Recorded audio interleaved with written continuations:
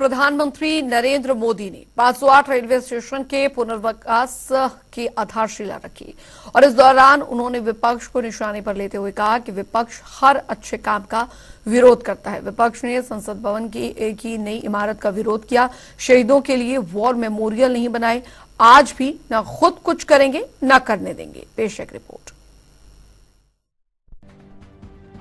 PM का तगड़ा प्रहार। विपक्ष का एक धड़ा आज भी पुराने ढरे पर चल रहा है। विपक्ष पर जमकर पलटवार।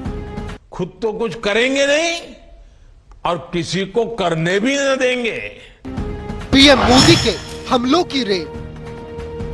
हमने नेशनल वॉर मेमोरियल बनाया, उसका निर्माण किया, तो इसकी भी सरेआम आलोचना करते उनको शर्म नहीं आई।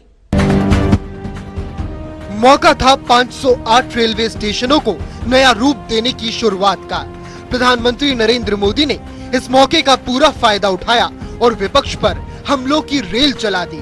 विपक्ष के एक धड़े को निशाना बनाते हुए मोदी ने सारा हिसाब गिना दिया।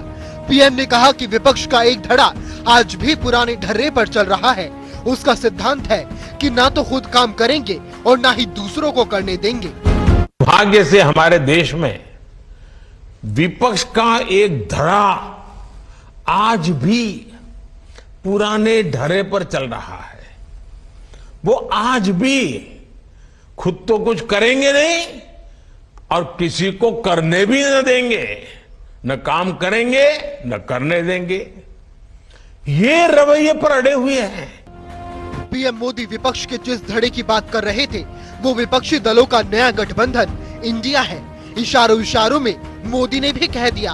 भारत छोड़ो आंदोलन से प्रेरित होकर पूरा देश अब कह रहा है कि भ्रष्टाचार, वंशवाद, तुष्टीकरण, भारत छोड़ो। आज पूरा देश हर बुराई के लिए कह रहा है क्विट इंडिया। पीएम ने पिछले दिनों में भी इसी अंदाज में विपक्षी गठबंधन पर हमला बोला था। 2024 लोकसभा चुनाव की पिच पर उनका संदेश साफ है, मुकाबला भारत वर्सेस इंडिया होना है। इसीलिए वो बार बार क्विट इंडिया की बात करते हैं। देश ने आज की और भविष्य की जरूरतों की चिंता करते हुए संसद की आधुनिक इमारत बनवाई। संसद देश के लोकतंत्र की प्रतीक होती है। उसमें पक्ष विपक्ष सबका प्रतिनिधित्व होता है, लेकिन विपक्ष के इस धड़े ने संसद की नई इमारत का भी विरोध किया।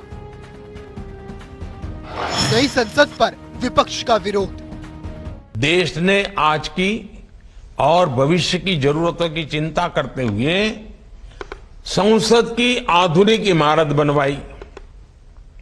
संसद देश के लोकतंत्र की प्रतीक होती है। उसमें पक्ष विपक्ष सबका प्रतिनिधित्व होता है, लेकिन विपक्ष के इस धड़े ने संसद की नई इमारत का भी विरोध किया। हमने कर्तव्य पथ का विकास किया तो उसका भी विरोध किया गया। कर्तव्य पथ का विरोध।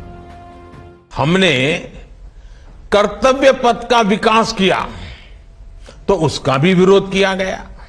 इन लोगों ने 70 साल देश के वीर शहीदों के लिए वॉर मेमोरियल तक नहीं बनवाया।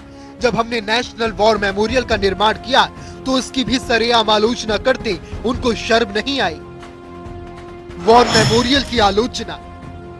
इन लोगों ने 70 साल तक देश के वीर शहीदों के लिए वॉर मेमोरियल तक नहीं बनाया। जब हमने नेशनल वॉर मेमोरियल बनाया, उसका निर्माण किया, तो इसकी भी सरेआम आलोचना करते उनको शर्म नहीं आई। सरदार वल्लभ भाई पटेल का स्टैच्यू ऑफ यूनिटी आज दुनिया की सबसे बड़ी मूर्ति है। हर हिंदुस्तानी को गर्व होता है और कुछ राजनीतिक दल चुनाव के समय तो सरदार साहब को याद कर लेते हैं, लेकिन आज तक इनका एक भी बड़ा नेता स्टैच्यू ऑफ यूनिटी पर जाकर सरदार साहब की इस भव्य प्रतिमा के ना तो दर्शन किए और ना ही उन्हें नमन किया है। स्टैच्यू ऑफ यूनिटी को नहीं किया नमन। सरदार वल्लभ भाई पटेल का स्टैच्यू ऑफ यूनिटी आज दुनिया की सबसे बड़ी मूर्ति है। हर हिंदुस्तानी को गर्व होता है और कुछ राजनीतिक दल चुनाव के समय तो सरदार साहब को याद कर लेते हैं, लेकिन आज तक इनका एक भी बड़ा नेता स्टैच्यू ऑफ यूनिटी में जाकर के सरदार साहब की इस भव्य प्रतिमा के न दर्शन किए न उन्हें नमन किया। किस राज्य में किसकी सरकार है, कहां किसका वोट बैंक है, इस सब से ऊपर उठकर हम पूरे देश में विकास को सर्वोच्च प्राथमिकता दे रहे हैं। बीजेपी ने दी विकास को प्राथमिकता। किस राज्य में किसकी सरकार है, कहां किसका वोट बैंक है, इस सब से ऊपर उठकर हम पूरे देश में विकास को सर्वोच्च प्राथमिकता दे रहे हैं।